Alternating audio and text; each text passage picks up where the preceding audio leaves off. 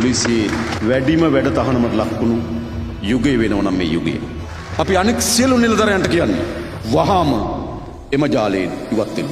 ඔබට ඔබගේ රැකියාවේ සුරක්ෂිතභාවය, ඔබගේ යුනිෆෝම් එකේ ගෞරවය, ඔබගේ තනතුරේ වටිනාකම ආරක්ෂා කරන ඉදිරියට යන්න. එසේ නැත්නම් වහාම මෙම කාර්යයන් ඉවත් නොවුණු අපි ඉවත් කරනවා. සියලු සහාය සපයන රාජ්‍ය ආයතන නිලධාරීන්ට අපි කියන්නේ වහාම එම ක්‍රියාදාමයෙන් ඉවත් වෙන්න. හරි.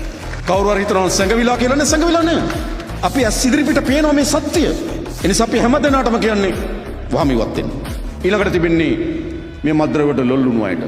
දෙමව්පිය දන්නෝ, අසල්වැසියන් දන්නෝ. අපි කියන වහාම ඔබ මද්ද්‍රව්‍ය පරිහරණයෙන් ඉවත් වෙන්න. අපි ඔබ බලාගන්න ලෑස්ති. අපි බලාගන්න ලෑස්ති. ඒ අපේ දරුවන් තනියම ගත්තොත් ඒ දරුවෙක් කිසිසේත්ම මේට වගකිය යුතු නැහැ. අපේ රට, අපේ දරුවන්, අපේ සමාජය මේ ඉතා කුඩා කල්ලියකට ගොදුරු බවට පත් වෙන්න ඉඩ දෙනවා නම් අපි කවුද? අපි කවුද? සාමාන්‍යයෙන් ගම්වල කියන උන්ට ගියපු රට කියලා. මතක තියාගන්න, මේක උන්ට ගියපු රට නොවන බව.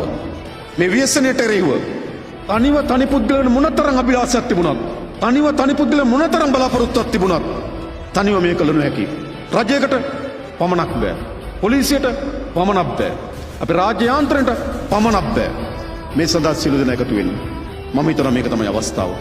අපි අවසාන වශයෙන් කියන්නේ ලොල්ලුණු අයටයි විකුණුන අයටයි වහාම ඉවත් වෙමු.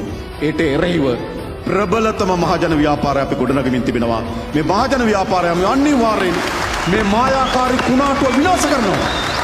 මේ මායාකාරී කුණාටුවෙන් අපේ දරුවන් නිදහස් කරගන්නවා. මේ මායාකාරී කුණාටුවෙන් අපේ සමාජ නිදහස් කරගන්නවා. මේ මායාකාරී කුණාටුවෙන් අපේ